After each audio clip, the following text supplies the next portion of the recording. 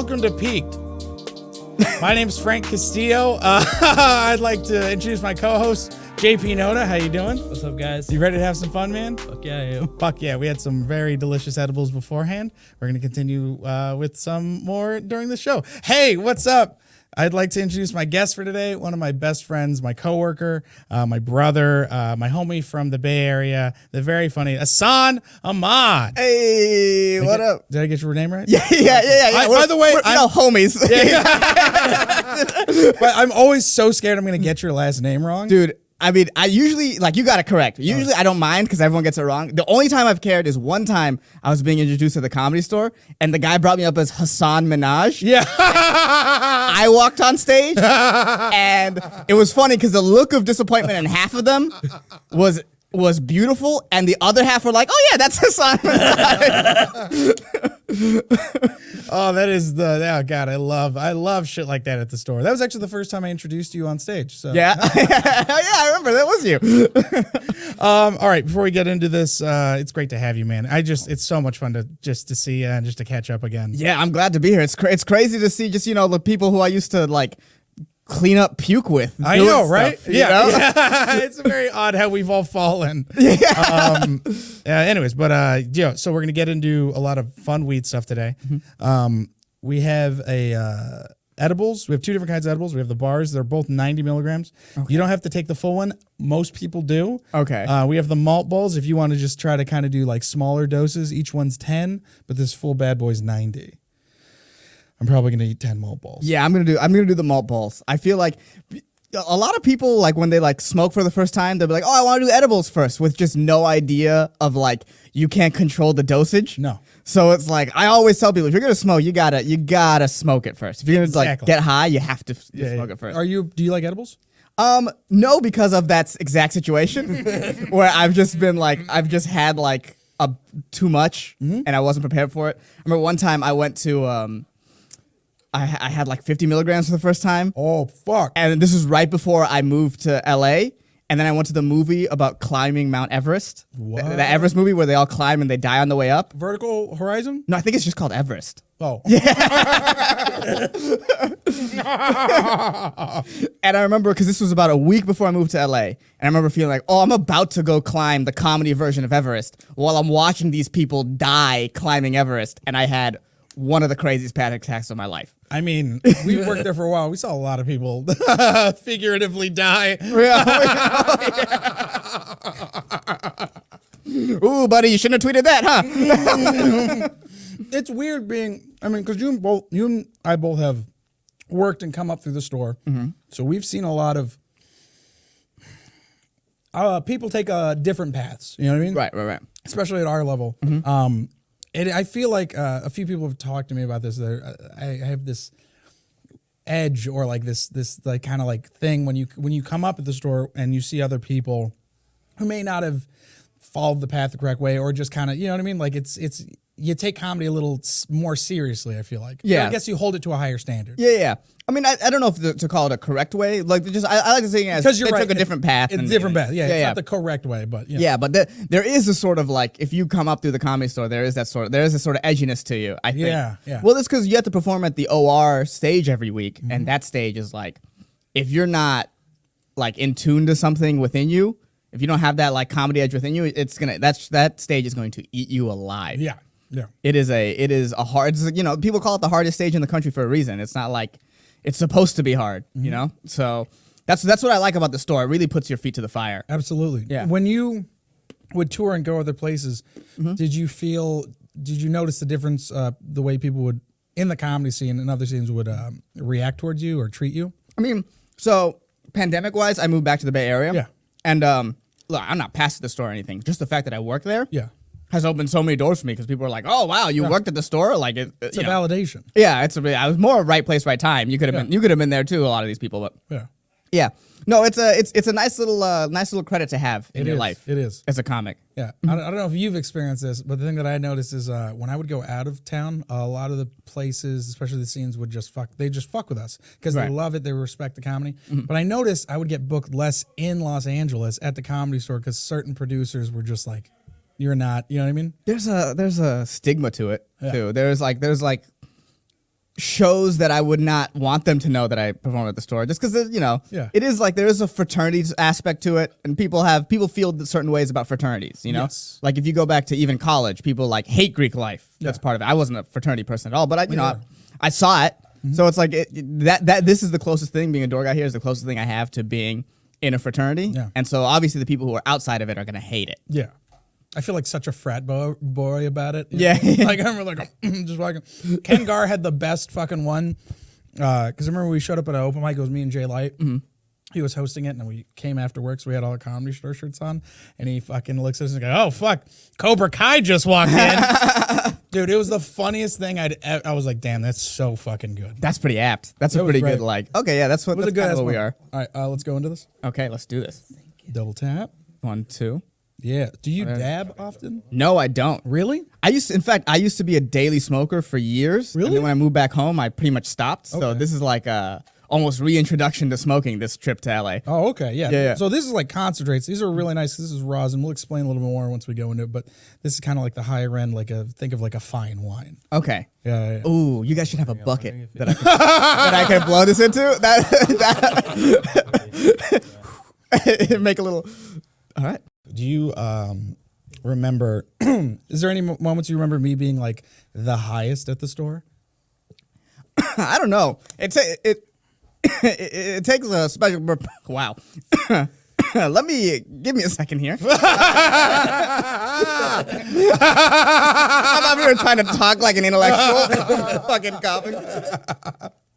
Welcome to the show, Doc. You being the highest? No, it's hard to be the highest at a place where everyone's super high.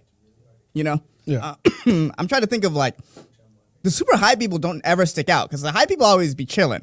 Yeah. It's the drunk, coked out people that stick out. You know what's so funny? Those are the wild. I never, when someone was like, I remember I was chilling in the back once and someone was talking about Coke. And I was like, people still do Coke here? And everyone goes, yeah.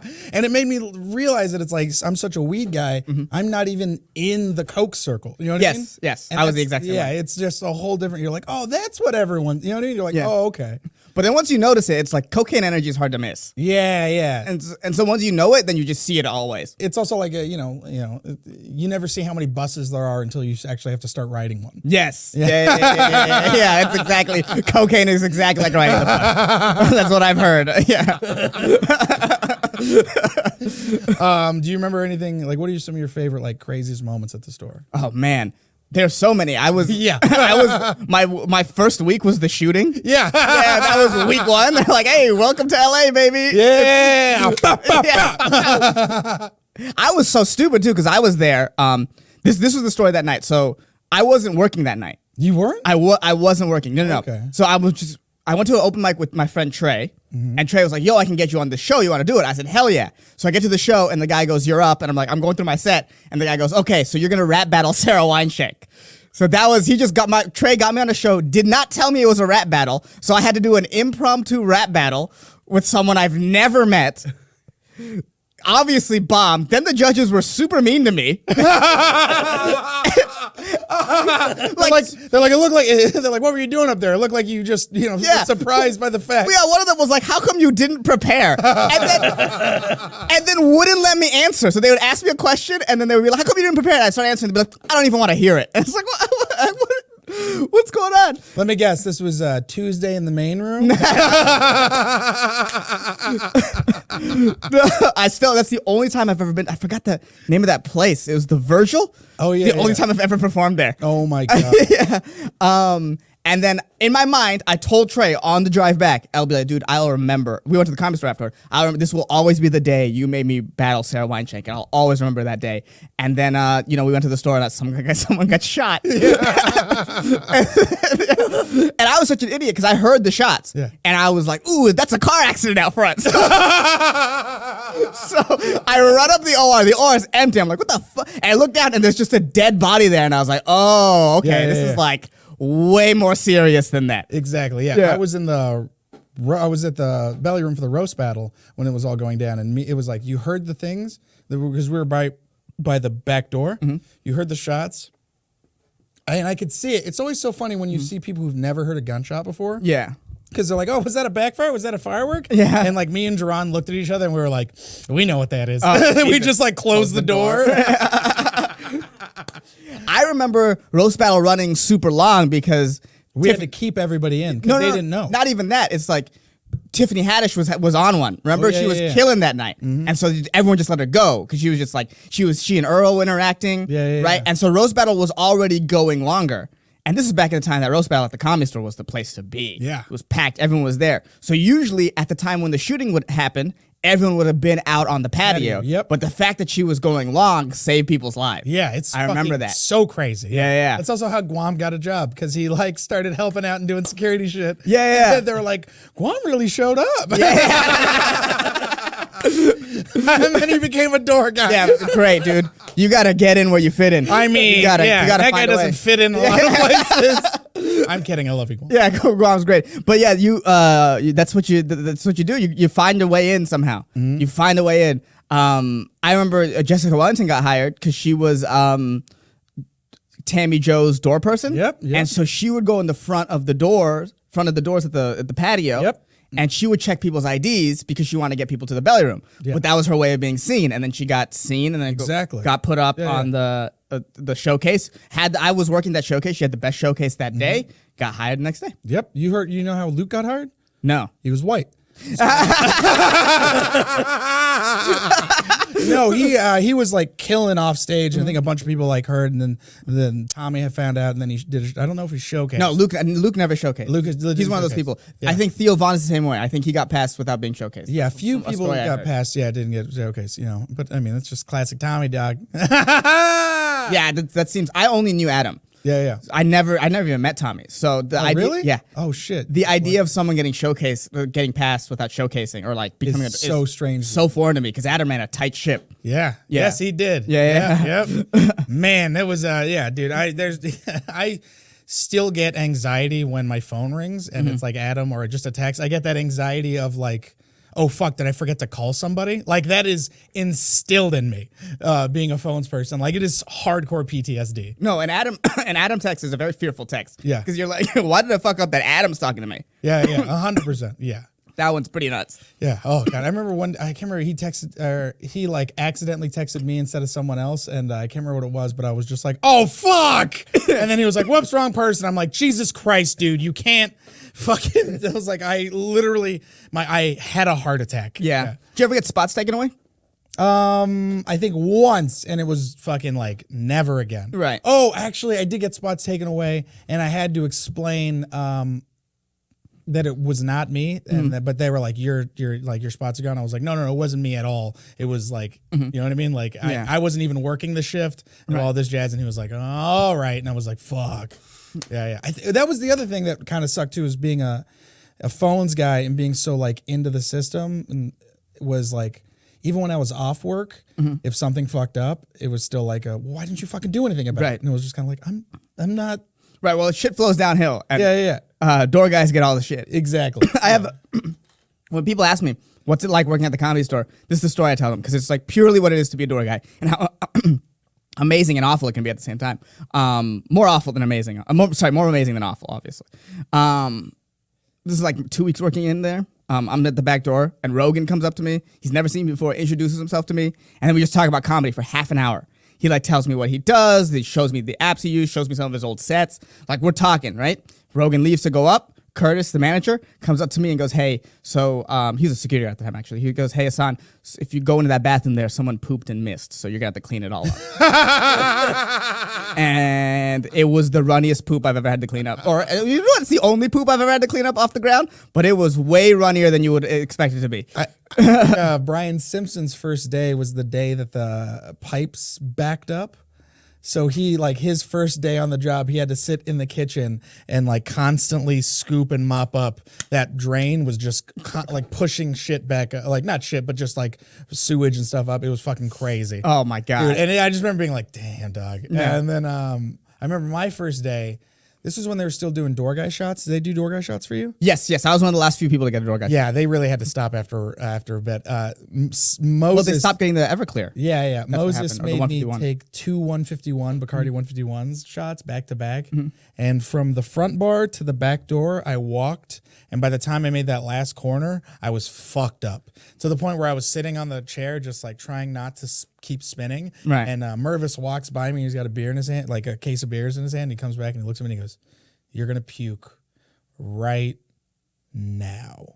And I just go, and I fucking just start yakking. And I ended up blacking out. My wife said that the manager had to call, or they called her to come pick me up, and it was like they had to like pick me up and toss me into the back seat of the car. And she said she drove into the parking lot and I was puking into a dustbin and sweeping my own vomit up. Oh. Yeah.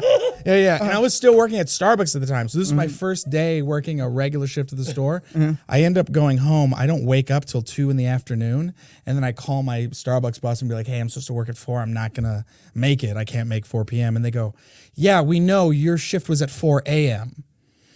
And I'm like, "Wait, what?" And they go, "Yeah, you didn't show up. You didn't open the store. We didn't open up till 7 a.m. today." And I was like, "Oh, fuck." And they're like, "Yeah, you fucked up big time." And I was like, "Oh, goddamn." I didn't get written up. And then a supervisor snitched on my manager for not writing me up. Oh, wow. Oh, yeah. Oh, the fun of corporations. Huh? Yeah. The joy of corporations. Because my manager knew how big of a deal it was for me to get the job. Right. So she was like, "All right, I'll let this slide." But someone else was like, "Fuck that." Yeah. Like, You didn't open the store. We lost X amount of revenue per Yeah, day. Like, yeah. they're just gone. yeah, but the other manager was like, "I get it. I get it."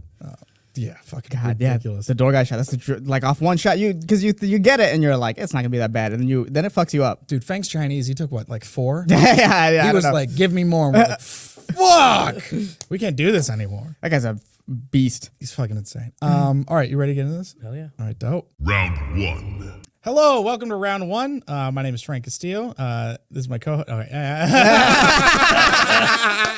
No, I'm just fucking with you. How you feeling? You good? Oh, bro, that's how I'm feeling. You know, I'm feeling good. Bro, I got fucking Ehsan lit right now. Yeah, dude. I'm so fucking excited. Yeah, How you dude, doing? we've been in a zone. This has been a good zone. We've had a good space in, I would say, the last 20 minutes. Yeah. I like it. So I did 90 already, and then I'll probably do 30 more. Okay. What are we smoking on, JP? Yeah, so that first dab, and then this round you'll be smoking on some Kush mints. It's Bubba Kush and some animal mints. Okay. The animal mints is where it gets a lot of its flavor, similar to like a gelato, if you've smoked gelato at all. And then it has kind of like a light funk, but then has a nice like creaminess to the end of it. Kush mints does smell, like I said earlier, a lot like gelato, but it does have more of a kind of, or like I said, a creamier finish to it. So it's sweet, but then kind of finishes nice. Okay. Dope. You know what you're talking about? And I'm not gonna remember any of that, bro. That was like watching you saying those words. That was like watching the words just fly past me. Oh, God, so good. Round 1. It's a little, Damn. little bit of funk from the animal cookie. What's that taste like? How you liking it? It was definitely weed. I'm not like, I don't have like that level for weed. I don't got that. I just don't have it. Yeah.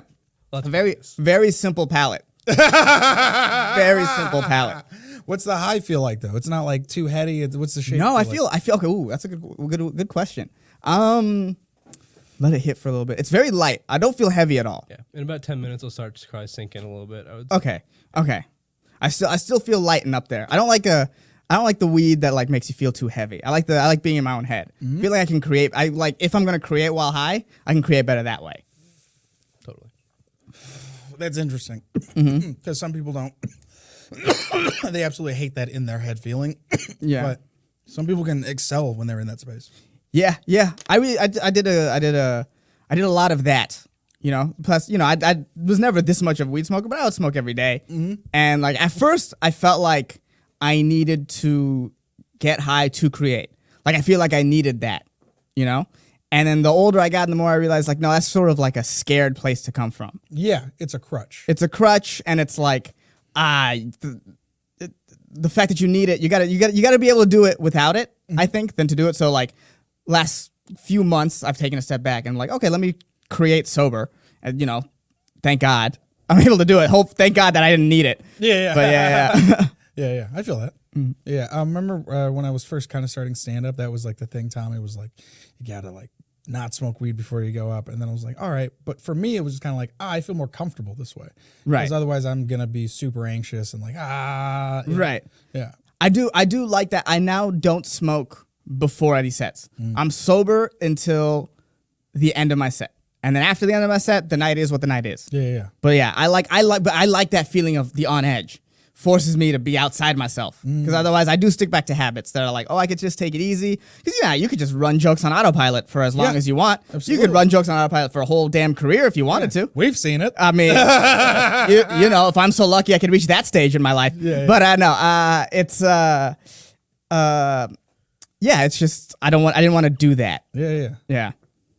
Frank, if the Illuminati wanted you to join, what would be the line in their pitch that swayed you to join?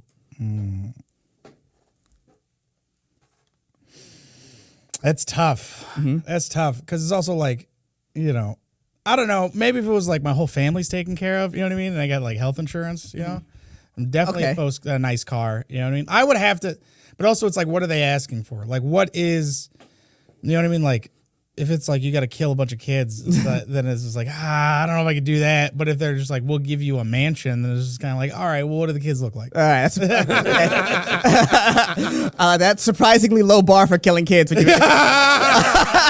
I won't kill kids, but for my personal gain, I will. Absolutely. And I'm not talking like a big mansion. I'm talking like a mansion that was great in like the 2000s. Yeah, just like, I could get for like a condo in Santa Monica. I'll do it. No.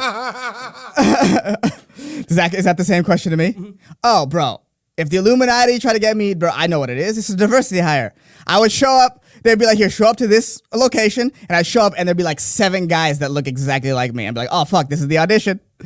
That's what it would be. It wouldn't be a pitch. They'd be like, who are the 6 other guys? I just some guys that look exactly like me. You know what it is. You've walked into a commercial audition. Have you ever walked into a commercial audition and it's you and all white people and you're like, I'm not even suited for this role. Okay, at least if you're gonna give a fake diversity hire there, have one that like looks like the guy it's supposed to be. Absolutely. Yeah, you know, like it's all about pretend that you're trying. Yeah, exactly. Yeah. We know you're not, but just pretend that you are. Yeah, give us. Oh man. But yeah, I don't know.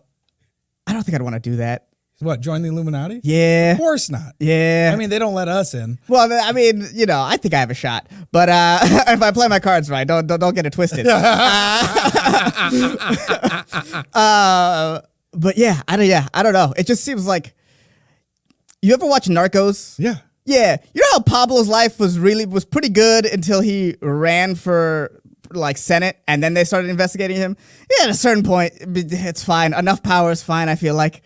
I don't need it all. Oh man, that's a great. You would make a great like leader because you know what I mean. Like because you know if I'm on the doorstep of invincibility, that's good enough, right? Yeah. Like, I feel like it's fine. I don't need to. That's okay. I wish that there was just like one athlete or someone who makes an obscene amount of money, just be like, you know what, $80 million good. I know I could get like 360, but I've actually looked at it. $80 million is fine. That's all I need. Yeah, it turns out you can get by. Listen, on January 6th, people stormed the Capitol building. What government building would you like to storm and why? Just the same Capitol building with the same people, baby. Let's run it back. Let's run it back, son. Let's go, bro. Chaos. Let's do it. I'm team chaos. The DMV. I just roll up, me and like 50 homies, and we just start fighting all the people that work there. See, I think you underestimate the oppressive nature of the DMV. I think mine's a little more realistic. Oh my God. Have you really, the impenetrable defenses of boredom, and when you attack a DMV is so much. I think they would destroy you guys. You would get in there and you would just feel the energy of the place. And you'd be like, dude, I don't even have the heart to attack anything. Just 50 people just all give up at the same Yeah, time. the DMV would fight back. The building itself. Yeah. Not like the people, like the building's sentient. Yeah, I would think it would have been harder to try to invade any DMV that day than it was the White House or whatever absolutely. the Capitol building. More people would definitely have been shot. The Capitol building. Look, at this point, policemen are dying in front of the Capitol building. No one's dying in front of a DMV. That is the true oppressive nature of this whole thing. It's the minutiae, the fucking boredom of it all. The boredom of it all. Oh.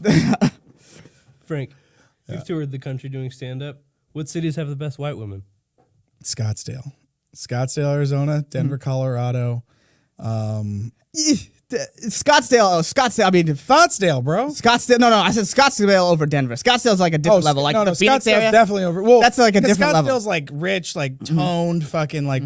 But Colorado's like we smoke weed, we have tattoos, we have high altitude. All right, I'm offering outside the box one here. Right, Salt Lake City. I've never been. Salt Lake City. Why? Bro, the Mormons know how to recruit. Mormons can recruit, dude. That city is all 10s with dudes like I can't even. They wouldn't. They're too ugly for us. Do you know what I mean? Like we would look like supermodels next to these guys, and there's just 10s, and they're from everywhere.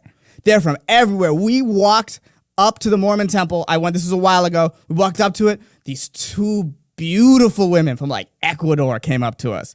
And they were like, hey, do you have time to talk about the church? And we were like, hell yeah. Bro, Salt Lake City. Because like Scottsdale is cool, right? It's just unbelievable. They're just so hot, but they're all the same kind of hot. Yeah. This is hot from everywhere. Everywhere. I saw on like the sort of, we were just walking around the church.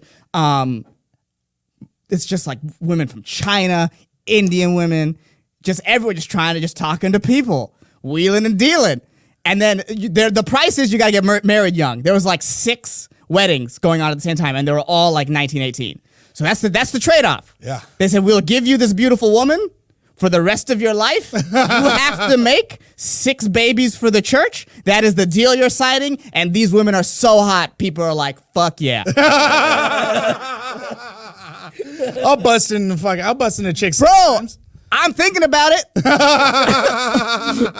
I'm thinking about it. You ain't gonna get me, but it's a good pitch. It's a good pitch, Mormons. Yeah. I'll wear your fucking weird pajamas. Everyone shits on Mormons. Good job. Good job. That's the end of round 1. Round 2. Welcome to round 2. How you feeling? Man, I'm feeling good. You feeling great? I'm feeling good. It's fun, right? I'm in the zone. I'm gonna make a judgment call and say the mushrooms hit. But this is a judgment call. I can't be for sure. Yeah. We're talking about the portobello mushrooms we had earlier. Yeah. Portobellos. Thank you, Oakland. All right, you want to go? Yeah, for sure. In this round 2, we'll be smoking some fat berries. It's a mix of fatso and burberry. The fatso is Legend OG and GMO. And the burberry it's a blueberry and OG cross. This one should be a lot of that kind of sweet blueberry taste to it. But then the fatso really adds a GMO kind of like funk to it, and it'll kind of stick around. The rosin itself, when you smell it, smells like banana peels. It's like really interesting. It's like kind of sweet, but has that like banana pith smell. Okay. Yeah. Okay. So I'm just curious as to your knowledge on the whole thing, right? So could you tell me like how do I say this? How the weed that this resin came from was grown? No. Okay. Probably not. No.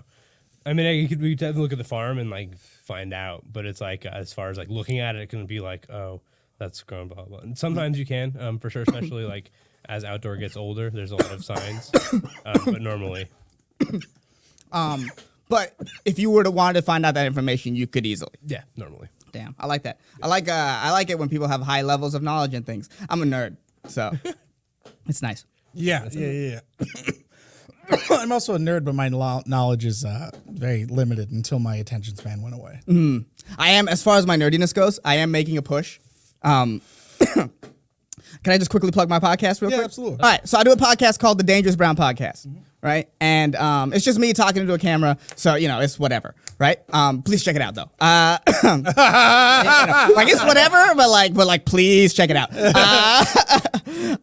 And part of my push is I don't have no merch. I don't have nothing like that. You know what I mean? I just ask people if they want to give a little bit to the show to donate something to Wikipedia. That's what I said. Oh, wow. Yeah, because Wikipedia is how often do you use it during the day? How crucial it is to you to find just information that you want to know. Especially about movies. That's what Wikipedia is great for. Oh yeah, absolutely. Yeah, it's the best free knowledge source in the world. And they ask us for money every year, maybe twice a year. And every time I go like, fuck no, what the fuck? And it's like, oh my God, yeah, I'll give $2 to like everything. It's the best source of information ever. Yeah. Ever. Yeah. It's like, you've heard them talk about the Library of Alexandria. That's what I was just gonna say. That pales in comparison. That pales in comparison. Think about it. Google, you can find out everything you could in those books, plus more, and then you could see pictures of people's feet and shit. That's if you really wanted to, bro. It's all Wikipedia. Yeah. It's all Wikipedia. It's just the Wikipedia. Wikipedia. You know what I mean? I think there's a wiki. I think it's Wiki. Yeah, there is a Wikipedia. Yeah. Shout out to Nikki Bond. I know your feet are on there. Shout out to But yeah. So just like I just ask people, like it's just $2 one time. Yeah. It's just do your part. Do your part. It's like smoking meth, just $2 one time. Yeah, do your part.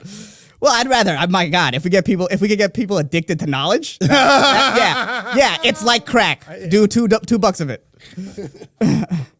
Ehsan, what's the worst part about hanging out with people who aren't comics? I don't know.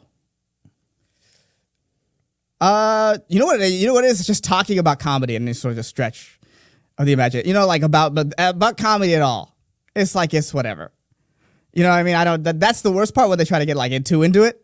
Because it's also just like, well, it feels like it's like you've been on Wikipedia for one day, and I've known, so, you know what I mean? Especially when it comes to comedy stuff, because then you have to explain so much. Like my grandfather always wants to know more about it. Oh yeah, and I'm just like, I it's hard for me to. Well, I mean, my God, Fred, try to explain stuff to your family. Yeah. Step grandfather. Yeah, well, I mean, come on. That's a little different than like hanging out at a party with people who aren't comics. It's, Oh no, he's trying to get in. Family, I hate no. Frank, let him in. Let the poor man in. Just,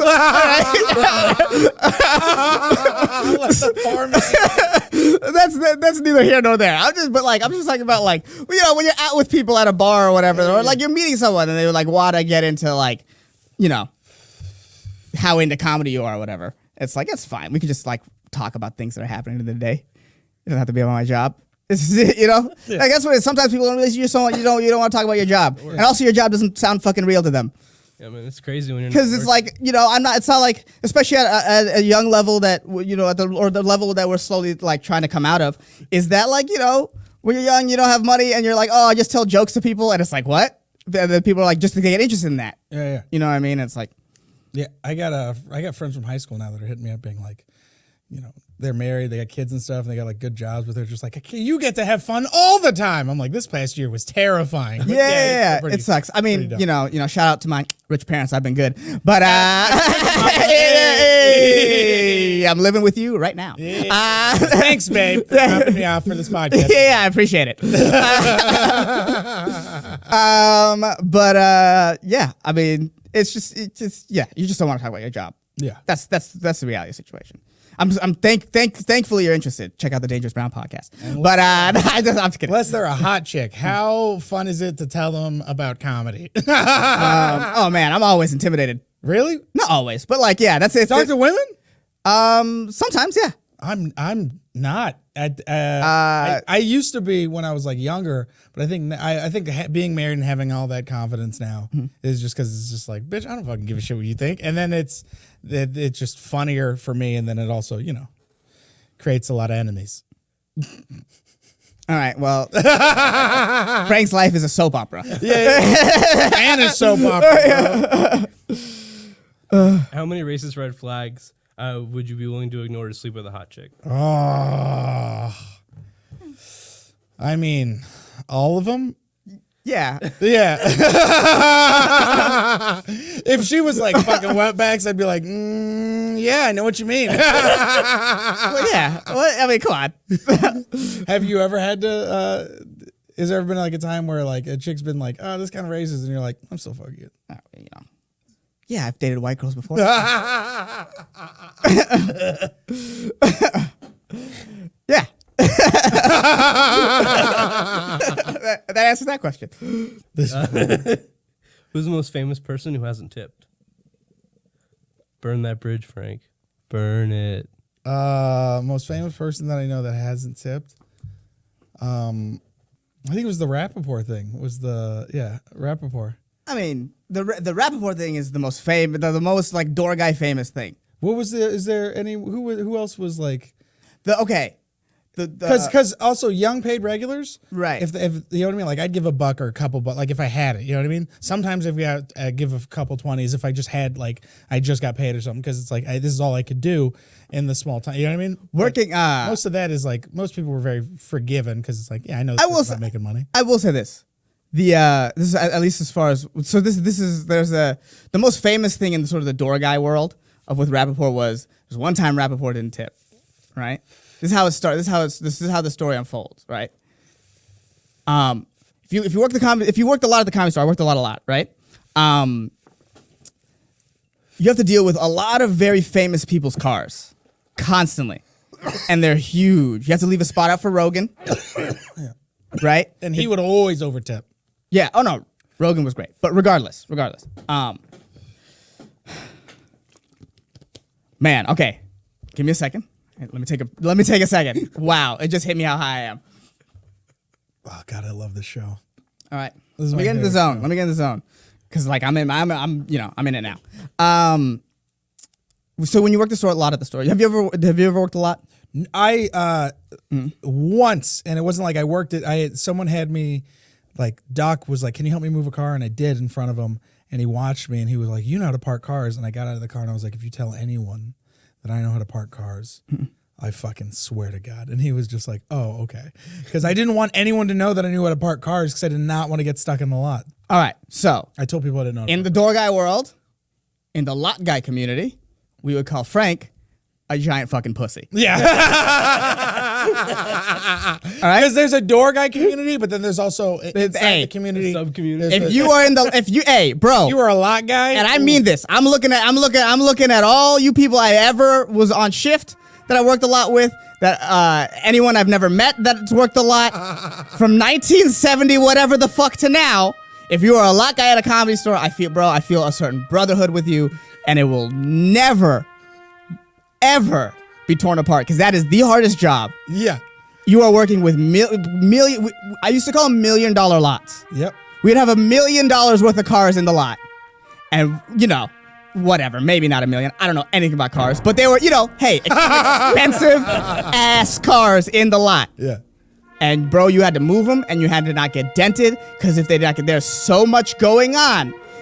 Because you're just a young comic. You're like, I was 22 when I started working that lot. That is a ridiculous situation to put a 22-year-old in. Yeah. And you got to step up to the plate, Frank. Yeah. And park some goddamn cars, bro. The fuck? Do you think Major League batters are like, I'm not going to hit a curveball? I was doing phones. I had responsibility. Yeah, and you know what? I did phones too, motherfucker. Name one lot guy that didn't also fucking do phones. Park the fucking cars. Dude, I remember little Jay Light worked one time. Hey, Jay, but you know what Jay Light did? When you needed someone to come in and pinch hit, Jay Light pinch fucking hit, bro. He hit home runs out in that parking lot when you needed to, when no one else could do it, because they didn't want the store to know that they parked. Motherfucker, I couldn't drive stick. I worked a lot for 5 years. I've never learned how to drive stick, Frank. And you tell me you don't want to do it? Nut up. Nut up. Good God, dude. Good fucking God. Anyways, so. Kept that secret. No, but it's great. It's great. We love it. It wouldn't be the Lock Guys if there were not Lock Guys. So that's what life comes down to. Think about it. Yeah. Did you ever crash any cars? Oh, bro. I mean, I don't know how much time I'm taking up, but that's okay. No, let's do Rappaport. That'll be I can't. That's another long story. I'll get our long rant. We're playing a game. Okay. I'll do the Rappaport because we were talking about it. Yeah. So that situation, most comics know that it's a hard situation, right? You come in, they see that you're just some comic. You're not some professional valet guy, which it clearly should be at that level. They tip you. They get it, bro. Rappaport never tipped, right?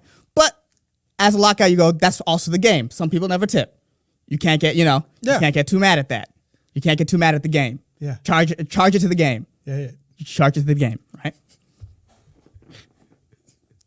But if you are known for never tipping, you can't be mad when people say shit. Yeah. That's the rules. It's the game, dog. Bro. Oh, sorry, my bad. No. One day on the main room, Jeffrey Burner, I'm not there, so this is all secondhand. This is some secondhand shit I'm hearing, right? Goes on stage. You'd have to ask someone in the story. Talk to Jeffrey Burner. And this is after Michael Rappaport goes up and just shits on Rappaport on stage for like 5 minutes for not tipping in front of a whole sold-out audience. You got to get Burner and ask him about it. Yeah. Get Burner and ask him about it because that is good. And and that's just like a famous door guy story. The night Jeffrey did that. Yeah. It was good. I remember as the thing that Jeffrey did, but that's our Rappaport story. I know Rappaport's not in the news, so there's another Rappaport story that happened in the parking lot. It was I think it was Burner and Fury. Yes. Yeah, they're like, hey, did Rappaport not tip again? And then Burner goes, yeah, he didn't tip. I might have it backwards. But then Rappaport comes back and he's like, what'd you say? And he was like, oh, I said you didn't tip. And then he ended up giving him money and coming back. But you gotta have You're also you gotta have not those a paid regular. Yeah. You know what I mean? Like he wasn't a paid regular. He was up on those. But outside it's like I said, you gotta charge it to the game, man. You're Hollywood. You gotta do some favors. Yeah, that's what life is, bro. Yeah. That never bothered me. I get it. Yeah. But it's also that. like you can't get mad at that though. Mm-hmm. Yeah. You're gonna put this clip on the Instagram page for? No, I'm just kidding. I don't know. I talk too much. That's my problem. No, I talk a lot of shit too. I talk too much. Me too, dog. It's fun though, right? I mean, hey, it's who you are. Yeah. You know, you gotta. You've always been so great about when I get too heated because you're like such an angel on my shoulder. That's the one thing is like I remember working at the store and you know how I get. You know, I just start getting revved up and you're just like, hey man, you know what it is. I'm just like, fuck, you're right. You're like, yeah. And I'm like, it is. It is the game, bro. The game is the game, dude. It is the game. The game is the game. The game is the game, dog. It's beautiful. It's beautiful. The game is the game. It's the end of round 2. Final round. Round 3. Yo. I feel good. How you doing? Chilling, man. Chilling. How do you feel? Thumbs up. Thumbs up to the situation. I think I've done a 90 plus 30. That's what, 120? Yeah. I might Hell of a dose. do a little bit more. All right. What are we smoking? This round is actually a saved, I would say, my favorite for last. The Dozizos. The reason it's Dozizos is it's a Do-Si-Do times Skittles. The majority of the smell and flavor on this are gonna be the Skittles in there. It literally tastes like the candy Skittles, more like the citrus flavor of Skittles, I would say. And then there's a little bit of that cookies gas from the Do-Si-Do in there. I got them on the blue setting. You want to let them know why that's different? They just kind of change. Each one has a different temperature setting. What it allows you to do is kind of like change the volume of your dab, or to get more smoke volume. Okay. For your dab. And what's the difference between blue and green? Temperature. I believe the blue is like 40 degrees higher, or something like that. Okay. And what does that do? The exact temperatures. Like I said, it'll probably just produce more vapor than Frank's hit might, but it's still vaporized rather than combust in there. So it's supposed to get me higher than the green setting. It could, but mostly because you're probably inhaling more smoke more than anything. because you are producing just more vapor with the hotter setting. Okay. So just more volume. Frank, what is the worst time a joke has not gone over well on stage, I would say? You and me were together, actually. Really? In San Jose at the Improv. I can't remember who was opening for. I used to do this joke about taxes. I don't know. No, I think it was Brenton. No, it was you, me, and Brenton. Okay. And this like drunk family. It was like 6 people. They wanted to fight me, and like they had to kick them out. They shouted something during my set. Right. Yeah, and then I was like, "What?" It was crazy. And then I remember coming downstairs, and Brenton was like downstairs, and he motioned for me not to come down because the guy was like yelling at him about how he wanted to beat the fuck out of me. Yeah, like the cop. Yeah, it was crazy. Okay, that's wild. Yeah. Damn. I was in my own head for most of that. Yeah. But yeah, it was at the San Jose Improv. It was you, me, Brenton, and I can't remember who we were opening for. It might have been Griffin Okay. or Paulie. I can't remember. I don't think I was there. I feel like it was you. I think I showed up. Remember? No. You might have been hanging out. I showed up one night and you had done really well. That's the story I remember. Well, I think they had to kick a person out though. Oh, I don't remember. It might have been. You might have been there, but it might have just been. Then this might have happened a different night. Then Yeah. I think I that was remember on the Brenton, but I also remember you being like. I remember you specifically being like, I thought you were gonna light that guy up, and I was like, I didn't understand what was happening. Oh, okay. Yeah. Man, I've had way worse. That's crazy. Really? Oh man, I've had. Come on, that's not a bad set. That's a good story. you just told a story about you being out on the road with Pauly Shore bombing like it was a bad story. That's an amazing story. What the fuck are you talking about, bro? I've been booed. Get out of here. I called a group of old people old and they booed me and I caught it on camera. The fuck are you talking about? They booed you? Yeah, they booed me. Paulie's audiences, sometimes they never like me, but they never booed me. No, it wasn't for Pauly's audience. I was in just a fucking dive bar in Seal Beach. Why'd they boo you? Because I fucking sucked. What do you mean why'd they boo me? What are you talking about? Fucking one time, Frank. No, stop. What was your actual worst set, bro? My worst set? Yeah, you just told a great story about how you bombed on the road with Pauly Shore. That's a flex, bro. Come on.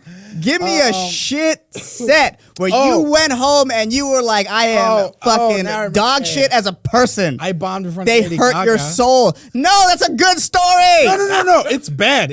I bombed so hard in front of her. It was really bad. Bro, I've bombed in front of a homeless person. What are you talking about? I was there for that. We were there for that. No, I mean, this one made me feel fucking terrible. That's fair. You're right. Oh, You're right. this one made me feel that's not my super fault. bad. I was making fun of you. Okay. I was making So fun let of me you. explain. But I don't mean to minimize your experience of bombing in front of Lady Gaga. I don't mean to minimize that fucking experience. Oh, you know that experience that everyone has where we get to perform in front of Lady Gaga and bomb, and now I have this amazing story about how I bomb in front of Lady Gaga, and I'm gonna, okay, what a great bad set. She's You asked me about the worst set. I can talk about the time I killed in front of Laura Dern, but what the fuck does that matter? You killed in front of Laura Dern? Yeah. But if you're gonna flex, I'm not gonna flex. Fuck you. I told you my worst story. Well, shit, man. Mm-hmm. Yeah, dude. Getting my. I mean, I know. You're physically right. You're harm right. was that was pretty great. You're right. You're right. The first time I bombed at the store was fucking terrifying. Ooh, man. You saw some bad stores too. I always had a good store. Bobby Lee. It was like one of the first times I was on Potluck. I go up and Bobby Lee walks in and he sits right in the closest booth on the far right. Okay. Close to the stage. Mm-hmm. And from the time it took him from walking in the back to sitting in the booth, I just start panicking. Like I full on start bombing, like bad, like stuttering. I get all hot in the back. I start sweating. And he sits down for 10 seconds. And then he loudly goes, ugh, and then gets up and walks out. And it fucking devastated me. That is very devastating. And it was like in front of 7 people. That is very devastating. That is very devastating. But I will say this, Frank. I will say this. Maybe if you learned how to park the damn cars, you would know how to step up to the plate when Bobby Lee walks in. Because you have to do that every goddamn day when Bobby Lee drives in. Park the fucking cars, Frank. Park the fucking cars. So I like this. So much fun. Dave, what was you want to tell your Dave story before we get out of here? Not I'll particularly. If tell I'm being all the way honest. Yeah, absolutely. No, that's fine. You go first. You go All right, first. I'll tell you mine. It was right before I got a good one for you. Oh, okay. Thanks. It was right before the roast battle. It was the finals. It was the day before I had walked in. It was like right after I ran all my bits and shit. And he was back there and he was just like, oh, what are you doing here? I thought you'd be out doing other sets. And I was just like, no, I'm all good. I'm ready for tomorrow, all this jazz. And he was just like, oh, you're definitely going to win. And because he had been watching the nights before. So when he told me, he was like, you're definitely going to win. And I was like, oh, okay. I kind of believed it. So then I just kind of like, yeah. That was the craziest one that I saw. It's a good story. Yeah. I also I like that, dude. That's the best part of working there. Yeah. It's just, bro, the small shit. small little. But also, you can do this. I guarantee you, he doesn't remember that at all. That's the best part. Yeah. That's what makes the story beautiful, huh? Yeah. You know what I mean? It's just like that's the magic of working at the place. Yeah. You know, you get these like little moments with these people you fucking idolize. Absolutely. It's amazing. It's the best part of working there. Yeah. Best part of working there. It's a great place. It's a great place. It's a good place. Yeah. I loved watching people getting kicked out too. That was always the. Oh, there's so much power. You can kick, bro. You can fucking. This is how I knew the store was different, bro. This is how I knew. Right. I'm in the OR one day, and there's this guy. He keeps putting his foot up on the chair in front of him during potluck. And I tell him, you can't keep it. Like, I just keep on like, hey, you can't do this. You can't do this. He started like glaring at me, right? And I tell Eric, the general manager at the time, like, dude, this dude keeps glaring at me. And bro, Eric takes the dude out, fucking dresses him down. That dude is like a hurt puppy the rest of the night. He's docile. Standoffish dude went to docile. And I was like, oh, bro. Like, when the chips are down, manager's got your back. Yeah. Manager's got your back. Yeah. This is the first time I ever worked in a place where a manager was like. When the chips were like down, they would like, it's still a job. You still got to do the job shit. But when it came to the end of the line, the manager's got your back. Yeah.